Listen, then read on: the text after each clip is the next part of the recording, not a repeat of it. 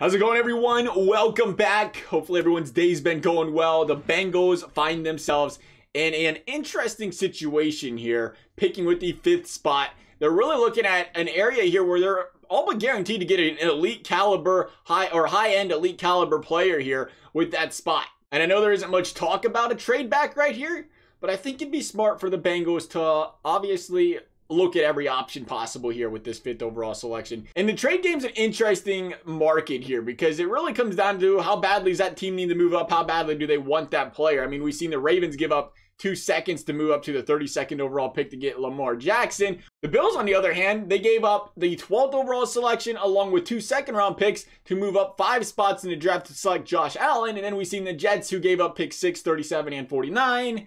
Plus the years following second rounder to get Sam Darnold. And I think you look at the latter 2 spots here and say, man, that leaves the Bengals with quite a bit to chew on here because the position they need most is offensive line. I think Sewell is the standout guy in the draft here. After that, if he's selected before the 5th spot, that's when you start to consider a potential trade back here. And as far as linemen are concerned, there's a handful of them out there that are just very talented guards and tackles that will more than likely be on the draft board come, mid-first round here, which lays out a very interesting dilemma for the Bengals because, sure, it'd be great to get the Jamar Chase of the world, but we've said this once, we'll say it again, we'll say it over and over and over again.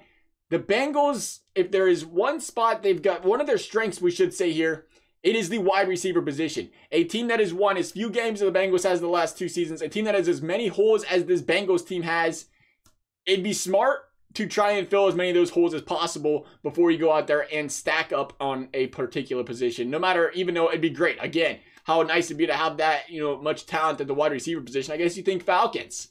Julio Jones, Calvin Ridley. What's it doing for them though right now, Because at the end of the day, if you're serious about being a Super Bowl contender, you need more than just wide receivers and a quarterback to win football games. You need to get that defense. You need to fill as many holes as possible here. And that being said, I look at, a team, say like the Broncos picking 9th or the Panthers picking 8th or even, San Fran picking 12. That could be potential trade partners with the Bengals here. And that's a team that you look at, say, let's go 12th. Let's say worst case scenario here, you take the 12th spot of all of these. And when you browse through some of these mock drafts, the ESPNs, the CBS, Pro Football Network, whatever, the lists go on.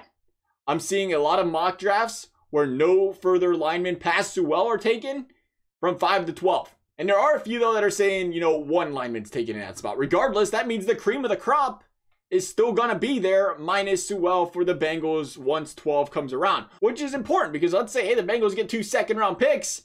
And I don't know, let's throw on a 4th. That would be picks 12, 43, 107 for pick 5. And of course, you get the next year's second as well. And I think that's a smart move. You get to the second round, you think about guys like Carlos Basham you could select there who could be a big addition to that defensive line. And again, gotta say, you have the chance to fill more holes on this team. There's a lot of NFL caliber talent in the second round. And the Bengals have been a team that have done a very good job when it comes to their second round selection. Here's just the past 5 years. They've taken Boyd, Mixon, Bates, Drew Sample, and T. Higgins. That's some big time talent in the second round. The Bengals have been hitting pretty good on that.